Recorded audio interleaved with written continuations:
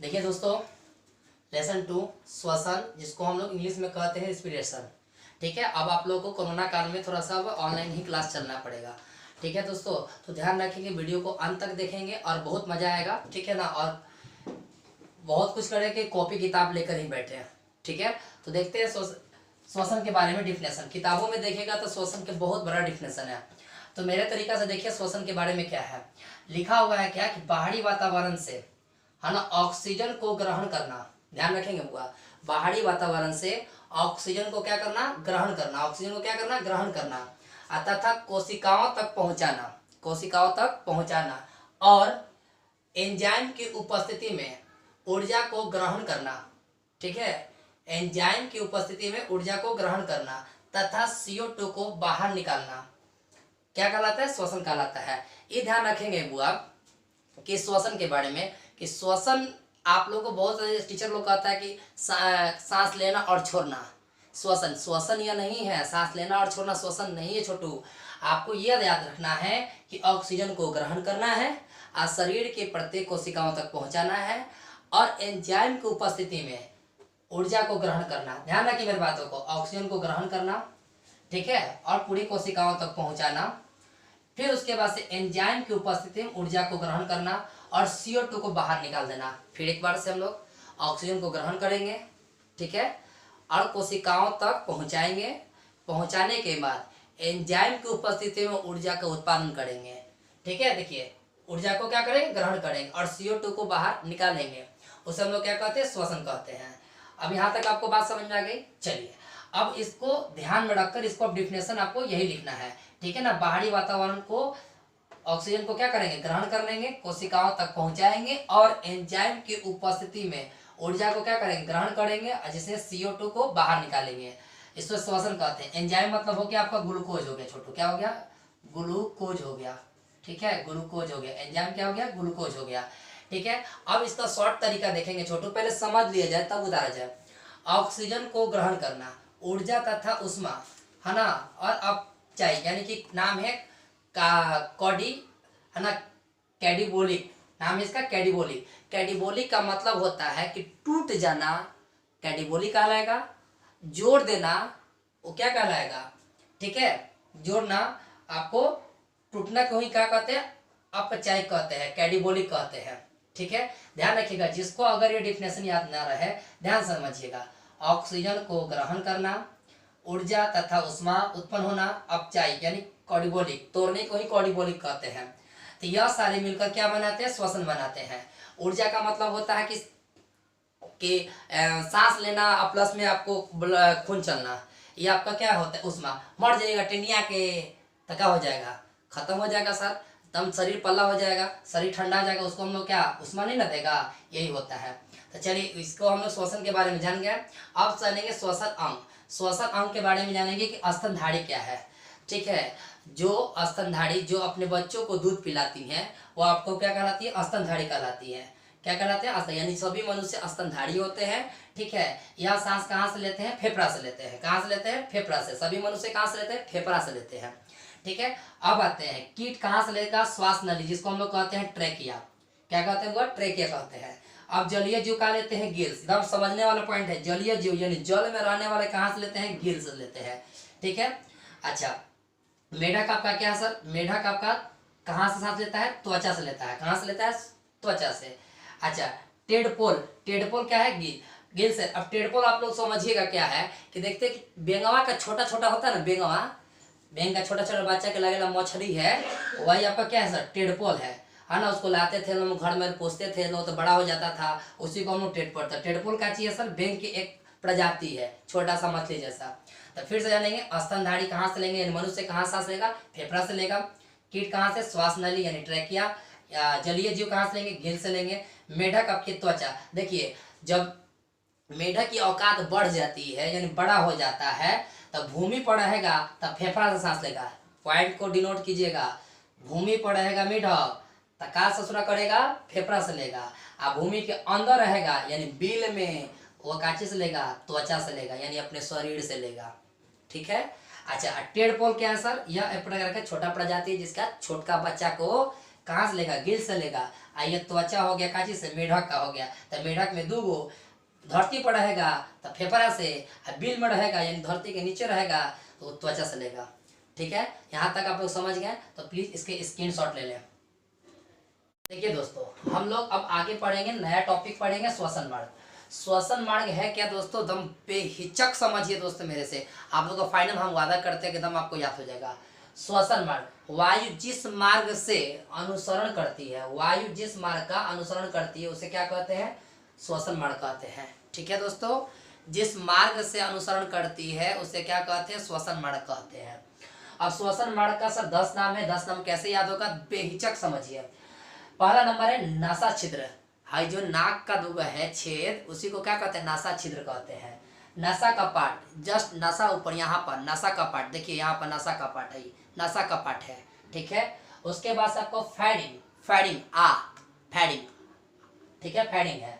उसके बाद से लेडिक्स, यहाँ पर इसको लेडिक्स कहते हैं, कंठ दबा देंगे तो आवाज ही नहीं निकलेगा। ठीक है, क्लियर हो गया। 4 टॉपिक आपको याद आ गया, कौन कौन सा, नासा छिद्र, नसा का पार्ट, नसा छिद्र, नसा का पार्ट, नसा छिद्र, नसा का पार्ट। फिर उसके बाद से फैडिंग, फैडिंग, लेडिक्स, फैडिंग, लेडिक्स, 4 याद हो गया आप लोग का। चलिए अब यहाँ पर समझेंगे ट्रेकिया के बारे में। क्या समझेंगे, ट्रेकिया के बारे में, तो फिगर से समझेंगे ट्रेकिया। देखिए जो ही लंबा सा आकार देख रहे हो, या जो लंबा सा आकार देख रहे हो ये आपका क्या है, ट्रेकिया, जिसको हम लोग कहते हैं, है ना, श्वास नली कहते हैं। क्या कहते हैं, ट्रेकिया को क्या कहते हैं, श्वास नली कहते हैं। इसकी लंबाई 11 सेंटीमीटर होती है और व्यास 16 mm का होता है। यह बात डिनोट करने वाली बात है, आपको पूछा हुआ है 2021 में कि श्वास नली की लंबाई कितनी होती है, तो बताइए 11 सेंटीमीटर। क्या बताइएगा, 11 सेंटीमीटर। ठीक है, और इसका व्यास कितना होता है, 16 mm। पूछा नहीं है, केवल यह पूछा है कि श्वास नली की लंबाई कितनी होती है, 11 सेंटीमीटर लंबा होता है और व्यास इतना होता है। ठीक है दोस्तों, तो इसको हम लोग क्या कहते हैं, आप लोग को ट्रेकिया कहते हैं। क्या कहते हैं, ट्रेकिया कहते हैं। ट्रेकिया के बाद समझेंगे आप लोग को, है ना, समझेंगे है ना, ब्रोंकाई, ब्रोंकाई, देखिए लिख दी है ब्रोंकाई, ब्रोंकाई। तो ब्रोंकाई क्या है, इधर वाले को हम लोग क्या कहते हैं सर, ब्रोंकाई कहते हैं। क्या कहते हैं, ब्रोंकाई कहते हैं। और है ना, ब्रोंक्लियस किससे कहते हैं, इधर वाले कहते हैं, नाम है ब्रोंक्यूलस, ब्रोंक्यूलस। इधर ब्रोंकाइस, इसको क्या कहते हैं, ब्रोंक्यूलस। कोई दिक्कत। अब आइए, वायु कोश क्या है, अलबेली, यानी इस वाले को हम लोग कहते हैं अलबेली कहते हैं। क्या कहते हैं सर, अलबेली कहते हैं। क्या कहते हैं, अलबेली कहते हैं। ठीक है, और ब्लड, यानी कि ये आपका टोटल ब्लड से घिरा होता है। ब्लड कहाँ चल जाएगा, सेल में, सेल में से कहाँ चलेगा, माइटोकॉन्ड्रिया में। ठीक है, एक बार फिर से समझेंगे, आप लोग को 10 नाम समझेंगे। ठीक है, पहला आपको देखिए 2-2 पार्ट में बोलना है, 2-2 पार्ट में। नासा छिद्र, नसा कपाट, नासा छिद्र, नटा कपास, फायरिंग, लेडिक्स, फायरिंग, लेडिक्स, यहाँ तक कंप्लीट। ठीक है, अब आइए ट्रेकिया, ट्रेकिया और ना, ट्रेकिया से 2 भाग में बढ़ जाएगा, तो पहला नंबर में होगा बोंकाई, नाम क्या होगा, बोंकाई, बोंकाई और ब्रोंक्यूलस। ठीक है, ब्रोंकाई और ब्रोंक्यूलस। फिर से चलेंगे दोस्तों, नसा छिद्र, नसा कपाट, नसा छिद्र, नसा कपाट, फायरिंग, लेडिक्स, फायरिंग, लेडिक्स। ठीक है, अब आएंगे ट्रेकिया, ट्रेकिया से 2 भाग में बढ़ जाएगा, ट्रेकिया से 2 भाग में बढ़ेगा तो नाम होगा ब्रोंकाइस और ब्रोंक्यूलस, ब्रोंकाइस और ब्रोंक्यूलस। अब यहाँ तक होने के बाद ब्रोंक्यूलस के बाद से क्या आएगा हम लोग, अलबेली, अलबेली तुम्हारा यहाँ पर होगी अलबेली। और ब्लड, ब्लड बढ़ेगा तो क्या चलेगा, सेल, और सेल किसको कर देगा, माइटोकॉन्ड्रिया में। अब सुनिएगा, जो कोरोना होता है, कोरोना अब यहाँ पर अलबेली में जाकर फंस जाता है। अलबेली में जाकर क्या होता है दोस्तों, फंस जाता है, यही आपका अलबेली है। इसी में कोरोना फंस जाता है तो फेफड़ा पानी हो जाता है, जिसमें से दम घुटने लगता है। ठीक है, तो यही आपका अलबेली है। ये 10 नाम आपको याद हुआ होगा। ठीक है, फिर से बता दूं, नसा छिद्र, नसा का पार्ट। अब देखिए आपका नसा का पार्ट में ध्यान रखिएगा, कोई धूल उड़ जाता है ना, तो धूल उड़ जाता है तो जो नाक में जो बाल होता है, तो बाल जो नहीं, बाल में नहीं कोई धूलकण फंसता है तो जाके नासा का पार्ट में, तो नासा का पार्ट में उंगलियां इस तरह कीजिएगा तो चिपचिपा होगा। क्या होगा सर, चिपचिपा होगा। क्या होगा, नसा का पार्ट में क्या होगा, उंगलियां चिपचिपा हो गया। जब चिपचिपा होगा तो 1 सप्ताह बाद आपको वह पूरा धूलकण एब्जॉर्ब कर लेती है आपका नसा का पार्ट। तो देखते हो कि 1 सप्ताह बाद उसमें खोखोड़ी करने लगते हो, खोखोड़ी करने लगते हो, इसमें से निकालने लगते हो। तो यही तुम्हारा क्या है, आप लोग का जाल है ना, ये कपाट, आपको नसा कपाट, इसमें से नौकटी निकालने लगते हो, यही तुम्हारा नसा कपाट है। नासा छिद्र क्या है सर, बाल है। नासा छिद्र क्या है, बाल है। हाई क्या हो, जो नासा कपाट हो ना, तो यहाँ पर आपको जो नौकटी फंस जाता है वही नौकटी है। ग्रॉस नली समझ गए, फाइडिंग समझ गए, मुंह वाला। लेडिक्स आपको हो गया तुम्हारा, लेडिक्स हो गया। श्वास नली यानी ट्रैकिया, बोंक्यूलस और बोंकाई या बोंकुलस, ठीक है। उसके बाद से अलबेली, अलबेली के बाद से आएगा तुम्हारा ब्लड, अब ब्लड से सेल, सेल में माइटोकॉन्ड्रिया, ठीक है दोस्तों। यहाँ तक समझ गए। कोरोना कहाँ आता है सर, यहाँ अलबेली में आके फंस जाता है, जिससे फेफड़ा में ये दिक्कत होता है, ठीक है। आप लोग इसके स्क्रीनशॉट ले लें। देखिए दोस्तों, अब हम लोग इसको समझ लिए थे, अलबेली समझ लिए, जिसको हम लोग वायु कोष कहते हैं। क्या कहते हैं, वायु कोष। इसका नाम है अलबेली, ठीक है। नाम क्या है सर, अलबेली, इसको वायु कोष कहते हैं। अब ध्यान देंगे कि वायु कोष में डायफ्राम के बारे में, डायफ्राम के बारे में ध्यान दीजिएगा। जो हम लोग यहाँ से वायु लेते हैं, सांस लेते हैं वायु, तो कहाँ से लेते हैं, फेफड़ा से लेते हैं। देखिए फेफड़ा से हम लोग कभी भी सांस लेते हैं, फेफड़ा सांस लिया छोड़े, तो ये डायफ्राम है, ये आपका 100% शरीर का 70% मदद करता है सांस लेने में, ठीक है। कितना परसेंट मदद करता है, 70% मदद करता है। तो डायफ्राम देखिए, सांस ले लिए, जैसे सांस ले रहे हैं, ठीक है, सांस ले लिए, छोड़े, तो जो डायफ्राम है, जैसे सांस आप लोग छोड़िएगा तो ये क्या होगा, डायफ्राम दब जाएगा। डायफ्राम क्या होगा, दब जाएगा, यानी सीधा आकार में हो जाएगा। सांस तो ले लीजिएगा, सांस ले लीजिएगा, क्या कीजिएगा, हाँ सांस निकलता है, सांस निकल भी नहीं करेगा, तब सांस छोड़िएगा तो डायफ्राम तुम्हारा दम बीचों बीच एंगल में आ जाएगा। जो इस तरह एंगल है वो सीधा सीधे आ जाएगा। तो यह डायफ्राम ही मदद करता है, यानी कि जो हम लोग यहाँ से सांस लेते हैं, तो ध्यान रखिएगा, ये कहाँ पर आता है, बोंकाई में आता है। क्या चीज में आता है, बोंकाई में आता है।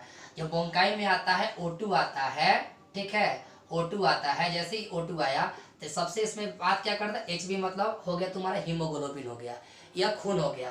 अब हीमोग्लोबिन जैसे में देखेगा, जैसे यहाँ पर आएगा ऑक्सीजन आएगा, तो ऑक्सीजन को यह क्या करेगा, ग्रहण करेगा। कौन ग्रहण करेगा, हीमोग्लोबिन। और हीमोग्लोबिन क्या करेगा, चारों तरफ टोटल ऑक्सीजन को पहुंचा देगा। पहुंचाने के बाद जब बेकार बच जाएगा, जो बेकार ऑक्सीजन हो जाएगा, जो बेकार हो जाएगा, उसका नाम है CO2। अब यह ऑक्सीजन को बांट देगा सब जगह, और उसके बाद से CO2 को क्या करेगा, चुरा लेगा। कहेगा कि ऑक्सीजन को बांट दिया, कहेगा रे रे चल चल चल चल, CO2 आपको ले लेगा। अब CO2 को क्या करेगा, फिर यहाँ से भेजेगा, फिर बाहर निकाल देगा। जैसे ऑक्सीजन को ले लिया गया, ऑक्सीजन को लेने के बाद पूरा शरीर में भेज दिया। भेजने के बाद इसमें से CO2 निकालेगा। अब CO2 निकालकर फेंक देगा इस तरह, जिसको क्या कहते हैं, CO2। अब यही याद रखिएगा कि दोस्तियाना बहुत दुश्मनी चीज है। ये तो ऑक्सीजन से दोस्ती करता है हीमोग्लोबिन, हीमोग्लोबिन से बहुत अच्छा इसके मिल जाता है सहेली। ये तो पहले का रखबे किया है फ्रेंड को, दूसरा का फ्रेंड इसको मिल जाता है। ये सबसे बड़ा मोहब्बत करता है, ये अपना CO से करता है, जिसको कहते हैं कार्बन मोनोऑक्साइड, ठीक है। अगर धुआं में रहिएगा, ठीक है, तो हीमोग्लोबिन पहले किसको पूजेगा, CO को पूजेगा, यानी कि आपको कार्बन मोनोऑक्साइड को। तो कार्बन मोनोऑक्साइड को जैसे आप लोग नाक में मोनोऑक्साइड आएगा, ठीक है, तो तुरंत एब्जॉर्ब कर लेगा कि माना कार्बन मोनोऑक्साइड आ रहा है। तो जैसे कार्बन मोनोऑक्साइड आएगा तो सब जगह भेज देगा। तो याद रखिएगा, कार्बन मोनोऑक्साइड जैसे नाक में जाता है तो टोटल फेफड़ा को या धुआं को भर देगा, और धुआं को भर देगा तो पेपिया के गिर जाइएगा, है ना, क्या चक्कर आ जाएगा, ठीक है। तो इसीलिए धुआं में नहीं रहना चाहिए, क्या यह जो हीमोग्लोबिन है ये किससे ज्यादा मोहब्बत करता है, कार्बन मोनोऑक्साइड से, है ना, ऑक्सीजन से उतना नहीं रखता है। तो याद रखिएगा, अगर शुद्ध वायु लीजिएगा तो ऑक्सीजन करेगा, ऑक्सीजन चारों तरफ फैला देगा, फेफड़ा में फैला देगा, जो बचा हुआ चीज CO2 को बाहर निकाल देगा। तो आपसे क्वेश्चन पूछा गया था कि हीमोग्लोबिन सबसे पहले किसको ग्रहण करता है, तो धुआं में रहेगा, ठीक है ना, धुआं की मात्रा में, तो कार्बन मोनोऑक्साइड से पहले मोहब्बत करेगा, ठीक है, ऑक्सीजन को भुला जाएगा, करे हट पक, है ना। तो आपको किससे करेगा, CO से करेगा, यानी कार्बन मोनोऑक्साइड से करेगा। अगर धुआं में नहीं रहेगा तो पहले ऑक्सीजन को, ऑक्सीजन क्या करेगा, पूरे फेफड़ा को दे देगा, पूरा ब्लड वगैरह में दे देगा। देने के बाद क्या करेगा, CO2 को ले लेगा और बाहर निकाल देगा। तो डायफ्राम आप लोग समझ गए, सांस लेते हो तो डायफ्राम एकदम दब जाता है, और दबने के वजह से सांस छोड़ते हो तो डायफ्राम क्या करता है, ऊपर उठ जाता है, इसीलिए वो CO2 बाहर निकल जाता है ना। ऑक्सीजन को ग्रहण करना, डायफ्राम सीधा हो जाएगा, बाहर निकालेगा, डायग्राम धक्का मारेगा कस का, तो क्या नहीं हुआ, CO2 बाहर निकल जाता है। इतने बात को समझ गए कि नहीं समझे? अब कहिएगा कि सर महिला के बारे में, कि महिला में तो सर क्या नाम है, डायफ्राम है ना, पेट में तो लड़का रहता है, तो डायफ्राम कहाँ बनेगा? तो सुनिए, जब पेट में लड़का रहता है तो डायफ्राम दब जाता है, तो वो लोग को यहाँ पर आप लोग का, वो लोग उसको कहते हैं पेरू से, है ना, पेरू से वो अपना मदद करती है। तो देखते हो कि अगर पेरू से मदद करती, अगर किसी को दुर्घटना हो जाता है, चोट लग जाता है, कहीं धक्का लग जाता है, पिपिया की गाड़ी चला रहा धक्का लग गया, आंसू सुना है टिटिया के मर जाता है, मतलब मरता नहीं है, सांस करता है, तो क्या है कि उसको देखिए वो जिंदा रहता है, धीरे धीरे सांस लेता है, क्या है कि डायफ्राम तो दब गया, डायफ्राम तो टूट गया है। देखते हो ना कि गिर जाता है, कोई हड्डी टूटा नहीं है, ससुरा मर जाता है, तो मरने का मतलब क्या कि डायफ्राम उसका टूट गया है, वह जल्द से जल्द वह मर सकता है। ठीक है, तो महिला में सर डायफ्राम कहाँ रहेगा? यहाँ पर पेरू के पास रहता है। ठीक है, अगर डायफ्राम, अगर ये भी अगर दुर्घटना सर अगर मर जाएगा, यानी कि डायफ्राम के साथ साथ अगर वो भी टूट जाएगा, है ना, तो कुछ महिला टिटिया के मर जाएंगी। ठीक है, यहाँ तक समझ गया गया? तो हम लोग एक बार फिर से हम लोग थोड़ा सा करेंगे, है ना, कि कौन कौन सा था। पहल का नाम है नसा छिद्र, नसा का पार्ट, फायरिंग, लेडिक्स, दो पार्ट में, नसा छिद्र, नसा का पार्ट, लेडिक्स, सॉरी फायरिंग, लेडिक्स हो गया। उसके बाद से ट्रैकिया, दाहिने साइड बोनकाई, बोनक्यूलस, यहाँ तक क्लियर हो गया। ब्लड, सेल, और सेल किसको देगा? माइटोकॉन्ड्रिया का। यहाँ तक हो गया। ऑक्सीजन को ग्रहण करेगा, ऑक्सीजन को ग्रहण करेगा तो डायफ्राम दब जाएगा, और CO2 को छोड़ेगा तो डायफ्राम मारेगा धक्का, तो CO2 बाहर निकल जाएगा। यहाँ तक खत्म।